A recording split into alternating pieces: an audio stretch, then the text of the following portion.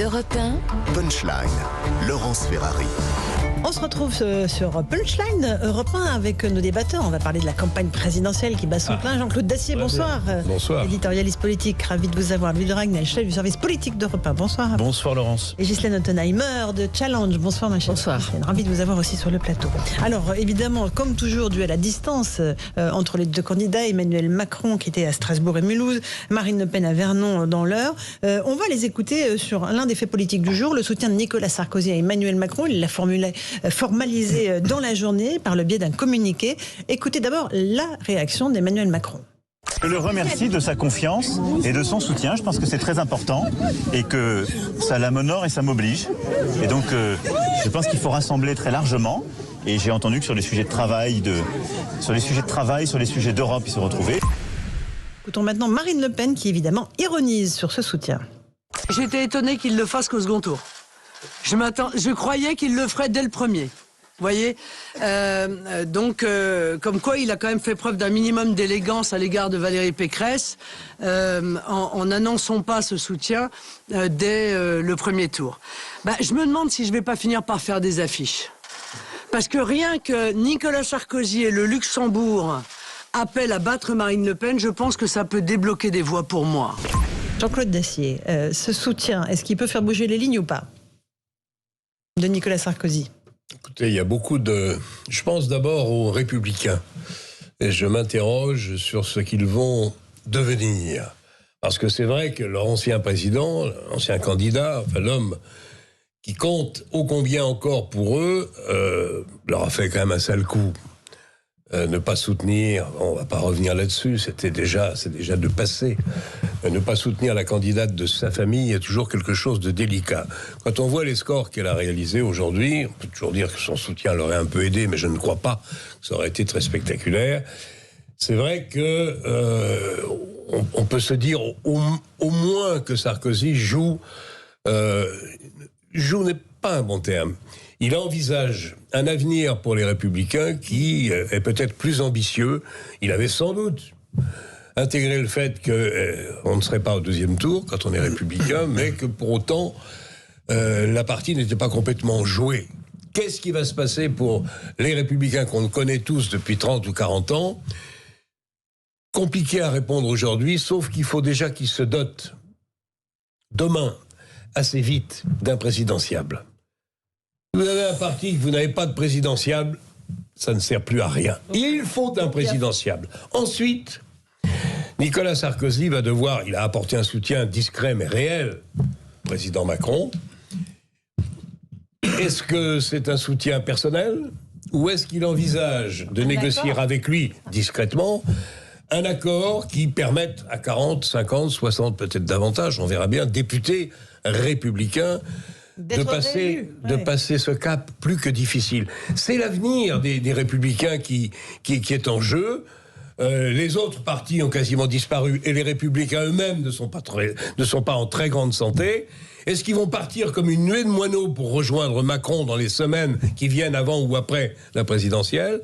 Est-ce que certains vont garder la vieille maison, comme disait Jean-Claude? Je ne sais pas répondre aux questions que je pose.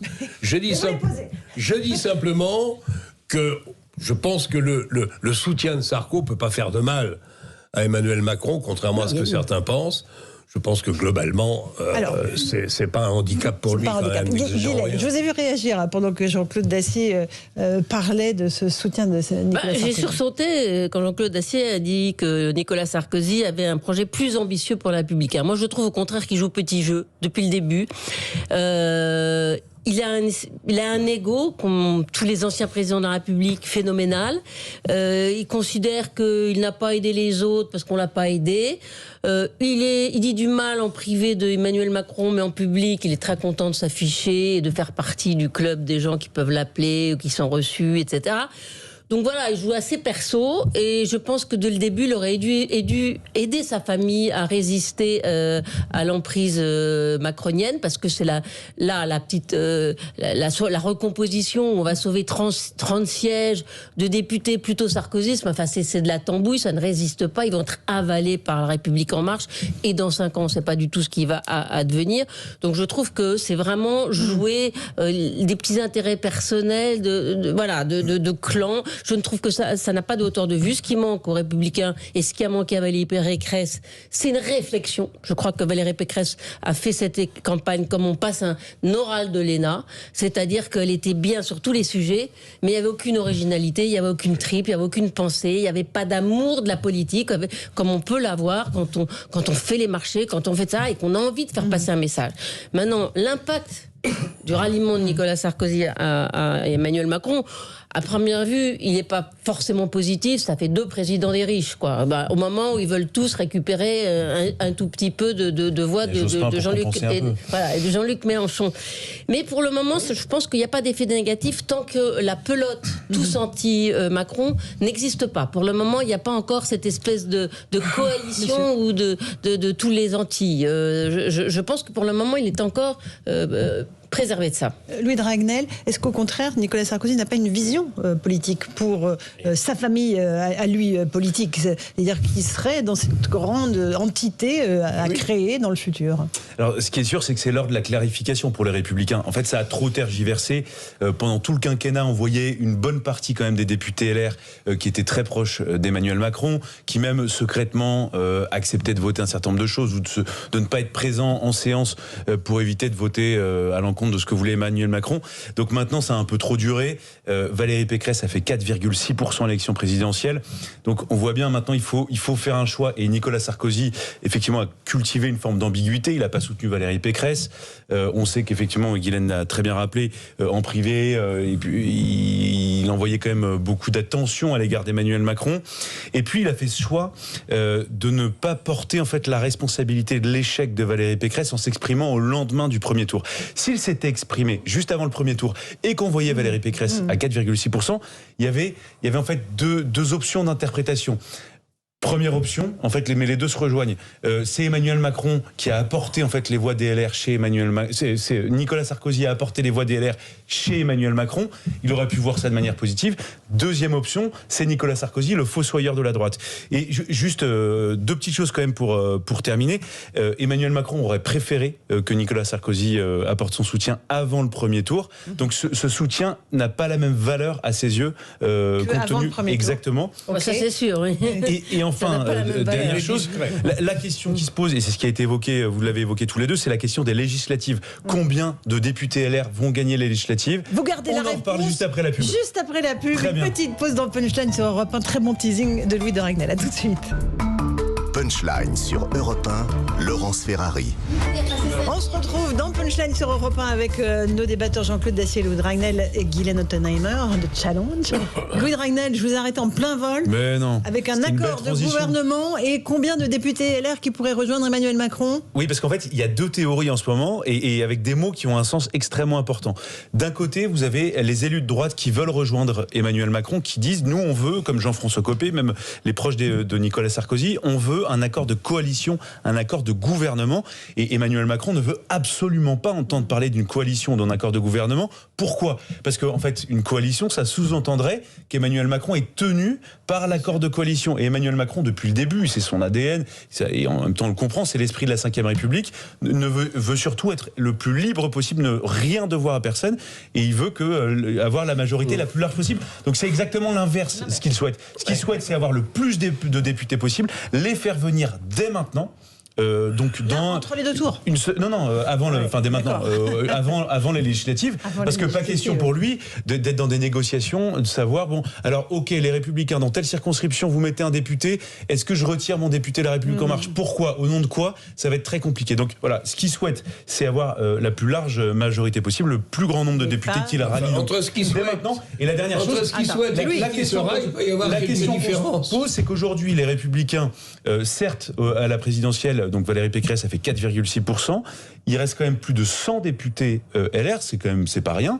Et la question qu'on peut se poser, c'est combien les Républicains vont avoir de députés élus sous les couleurs des Républicains après les législatives, je ne sais pas.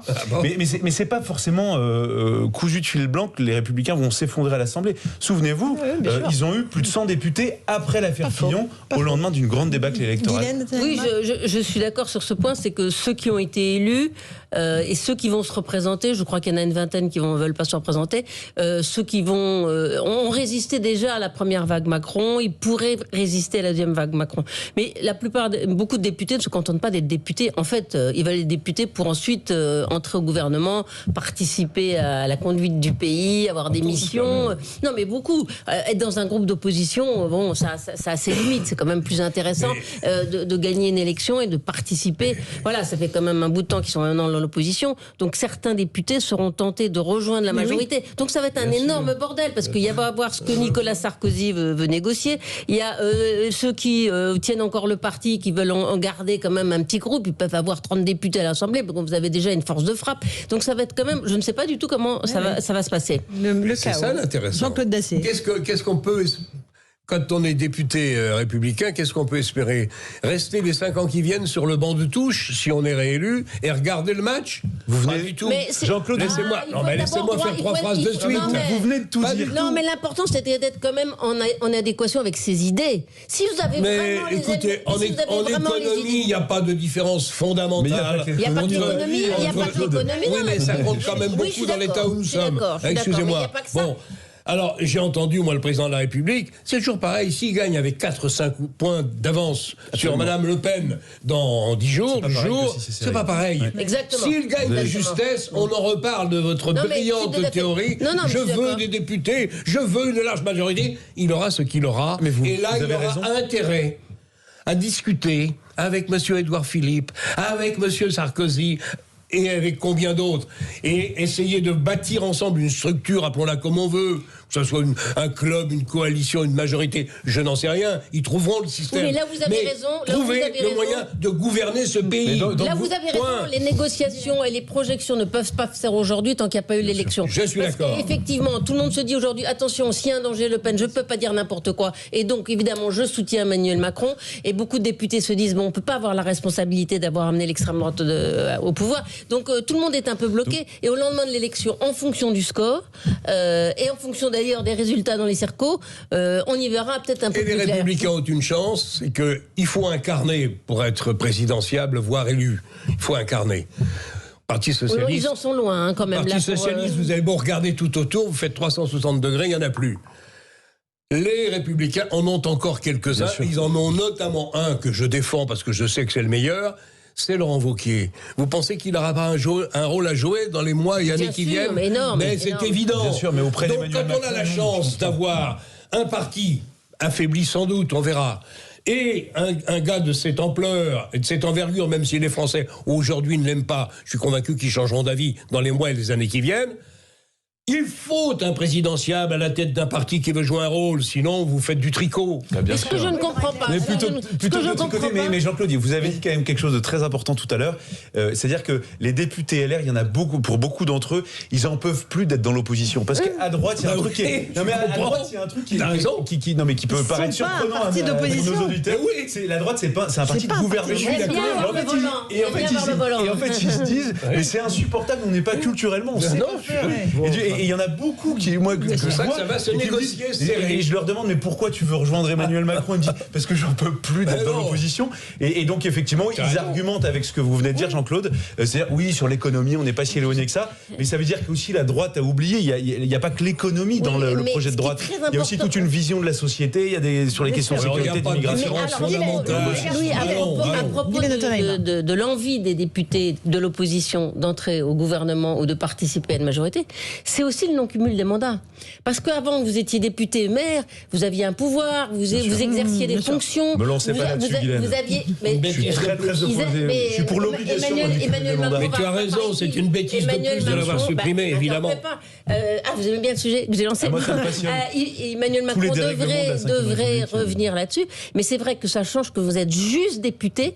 D'accord. Bon, c'est vrai que dans notre système parlementaire, Et en plus, dans l'opposition, C'est déjà pas gay, mais alors dans l'opposition, c'est bizarrement, ils gagnaient mieux leur vie d'abord parce qu'ils avaient quand même plusieurs. Et puis vous êtes à l'écoute et du ils avaient pays. des moyens, des gens pour réfléchir. Alors c'est des choses à intéressant faire. parce qu'on parle là un peu des institutions. Ils en ont beaucoup parlé, et Marine Le Pen et Emmanuel Macron aujourd'hui. Et bizarrement, c'est le septennat qui a refait surface à la surprise générale. Marine Le Pen portait déjà cette C'est idée l'ancien monde, ça. de septennat. Marine Le Pen, Non, vive l'ancien monde. Emmanuel Macron s'y est mis aujourd'hui. Alors je ne sais pas si on peut écouter. On les écoutera dans un instant. Si Jean-Claude, on c'est écoute l'ancien Marine monde Le pour Pen vous très sereinement, très calmement, pour une fois, quand on écoute ce qu'elle veut faire, c'est la fin de la Ve République. Pourquoi pas, hein, les Français, après tout, décideront. Le septennat, c'est la Mais fin de vous la ramenez- 5e. C'est la fin de la Ve République telle qu'elle est pratiquée, avec quelques excès, j'en conviens. On peut en discuter. Parce que quand tu amènes la proportionnelle... Macron la propose aussi. Hein. Oui, ben, c'est pas pour autant que je trouve que ce soit une bonne idée. C'est fini. On revient aux bonnes vieilles combines de la 4e République. Alors, qui est trop de pouvoir dans les mains du président de la République Nous en serons tous les trois probablement. Moi, non. Tout à fait d'accord. Ah, non. Toi non. Moi, je trouve que c'est très bien. Mais néanmoins, là, et en plus, l'illusion démocratique qui est un référendum pour un oui, pour un non. Surtout pour les difficultés qu'en rencontrera Madame Le Pen si elle est élue. Parce que toutes les difficultés, elle va essayer de les transformer en questions référendaires. On va avoir une république fédérandaire avec un président qui aura 5 ans, qui aura 7 ans, pardon. On va avoir des relations avec l'Europe qui vont être très rapidement calamiteuses, parce qu'en réalité, l'Europe, elle n'en veut pas. Donc Non, mais là, on parle des institutions ou du programme oui, Marine Le Pen. c'est aussi les institutions d'avoir. C'est aussi les institutions d'avoir une articulation entre la nation française et l'Europe. Pardonnez-moi. Justement, la présidence de la République, le président de la République élu au suffrage universel, au sein de l'Europe, ça fait un peu bizarre. Hein. C'est quand même tous des régimes parlementaires. Moi, j'ai écrit il y a 7 ou 8 ans un livre qui s'appelait Poison présidentiel. À l'arrivée d'Emmanuel Macron, m'a dit, tu vois, ton livre, il était déjà à côté de la plaque, mais avec l'arrivée d'Emmanuel Macron, il va faire l'éblouissante démonstration que c'est formidable, un président qui a tous les pouvoirs, une assemblée qui n'existe pas. Et puis maintenant, c'est bien, il n'y a même plus de pouvoir intermédiaire. Non, je suis d'accord avec toi. Moi, je pense que pour faire des vraies réformes, ça allait, le pouvoir qui vient d'en haut, quand on est à une économie administrée avec 5% de croissance. C'est assez facile. Ça, il y a longtemps. Hein. Mais oui, mais c'est il y a longtemps, mais on a des difficultés, on a des problèmes, on a des alternances perpétuelle depuis quand ? Depuis la crise de 74. Parce qu'on n'a jamais su remettre le pays d'aplomb, parce qu'on n'arrive pas à faire les vraies réformes comme d'autres pays l'ont fait. Pour faire des vraies réformes, il faut discuter, il faut que les réformes s'acculturent, il faut qu'on parle. Eh bien non, c'est 64 ans en 2024, en 2026, en 2028. On discute. Les partis politiques, les clubs, les syndicats, les journaux. Et petit à petit se fait une idée générale. Tandis qu'un mec arrive un jour, c'est 65 ans. Ah ben finalement, je vais peut-être faire 64 ans. Non mais on est chez les fous. Je veux dire, il y a un moment, il faut avoir le temps de la réflexion. Quand il y a eu les réformes Hartz en Allemagne, ça a été 3 ans de travail. 3 ans de travail d'une majorité. Je fais partie des fous, alors, Guylaine. Bon, oui, je pense. Allez, on fait une toute petite pause. Je passe la parole Je vous là-dessus expliquerai pourquoi sur je la suis pas si fou que question, notamment des retraites. Allez, à tout de suite dans Punchline sur Europe.